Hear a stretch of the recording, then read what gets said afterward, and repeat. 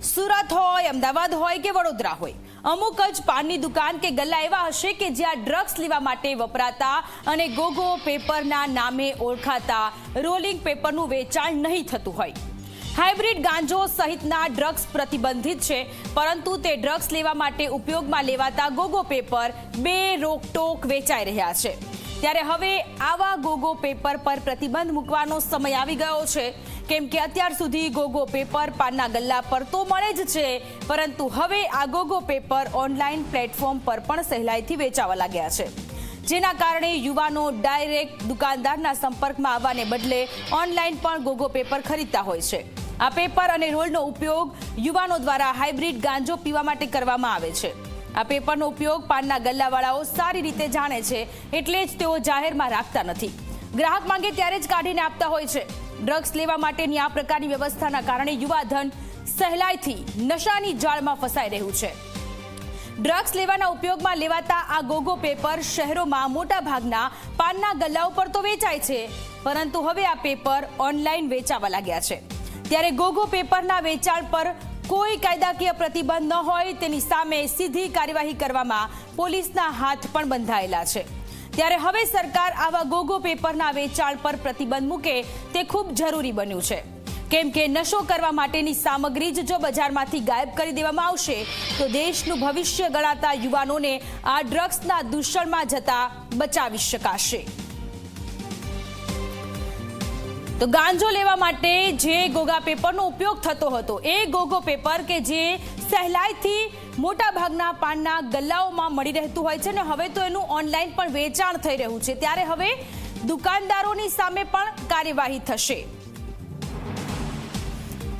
ત્યારે રાજ્યમાં ખુલ્લેઆમ ગોગો પેપર વેચાઈ રહ્યું છે અને પોલીસ પણ કંઈ જ નથી કરી શકતી। ત્યારે હવે નવો કાયદો બનાવવામાં આવે તેવી પણ અત્યારે લોકો માંગ કરી રહ્યા છે, કારણ કે હવે આ ગોગો પેપર કે જે ઓનલાઈન સહેલાઈથી મળી રહ્યા છે, યુવકો ડાયરેક્ટ દુકાનદારના સંપર્કમાં આવવાને બદલે ઓનલાઈન આ પેપર ખરીદતા હોય છે।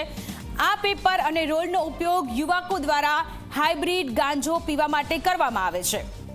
આ પેપરનો ઉપયોગ પાનના ગલ્લાવાળાઓ સારી રીતે જાણે છે, એટલે જ તેઓ જાહેરમાં નથી રાખતા। ગ્રાહક માંગે ત્યારે કાઢીને આપી દે છે। ડ્રગ્સ લેવા માટેની આ પ્રકારની વ્યવસ્થાના કારણે યુવાધન સહેલાઈથી નશાની જાળમાં ફસાઈ જાય છે।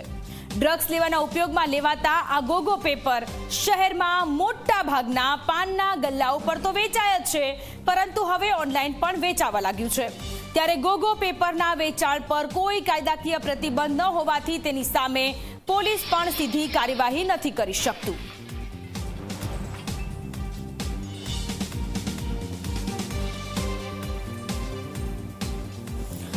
તો આ ગોગો પેપર કઈ રીતે બનાવવામાં આવે છે તેની માહિતી સુરતના ડીસીપી આપી રહ્યા છે।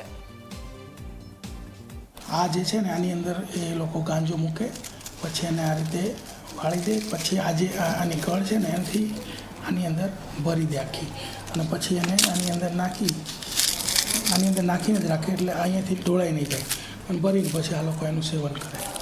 અહીંયાથી સિગરેટ જેવું જ આ વસ્તુ છે, પરંતુ આની અંદર તમાકુ પણ ભરી શકાય, બીજું પણ ભરી શકાય, ગાંજો પણ ભરી શકાય, હાઇબ્રિડ ગાંજો, પરંતુ આપણે એનું વેચાણ સુરત શહેરમાં નહીં થવા દઈએ। તો ગોગો પેપર કે જેનું વેચાણ સુરતમાં નહીં થવા દેવાની વાત સુરતના ડીસીપી દ્વારા કરવામાં આવી છે। ગુજરાતમાં ખુલ્લેઆમ દુકાનોમાં પાનના ગલ્લામાં આ ગોગો પેપરનું વેચાણ થઈ રહ્યું છે, જેના કારણે યુવાધન બરબાદ થઈ રહ્યું છે। કેવી રીતે તેનો ઉપયોગ થતો હોય છે તેની માહિતી આપી। ડ્રગ્સનું દૂષણ વધારતા ગોગો પર પ્રતિબંધ મૂકવાની વાત થઈ છે। સુરતમાં પ્રતિબંધ મૂકી દેવામાં આવ્યો છે અને હવે અન્ય શહેરોમાં પણ પ્રતિબંધ મૂકવામાં આવે તે પ્રકારની માંગ છે। જો આ ગોગો પેપર જ માર્કેટમાં નહીં મળે તો યુવકો કેવી રીતે ગાંજો લેશે? એટલે કે યુવકો કે જે આ નશાના રવાડે ચડેલા છે એ યુવકો પાછા આવી શકે છે। ડ્રગ્સનું દૂષણ વધારતા ગોગો પર પ્રતિબંધ મૂકવાની માંગ થઈ રહી છે, કારણ કે અત્યાર સુધી કોઈ કાયદાકીય કાર્યવાહી નથી થઈ શકી, પોલીસના હાથ બંધાયેલા છે। ત્યારે ગોગો પેપરના વેચાણ પર પ્રતિબંધ મૂકે તે ખૂબ જ જરૂરી છે। નશો કરવા માટેની સામગ્રી જો બજારમાં નહીં મળે તો દેશનું ભવિષ્ય ગણાતા યુવાનોને આ ડ્રગ્સના દૂષણમાં જતા બચાવી શકાશે।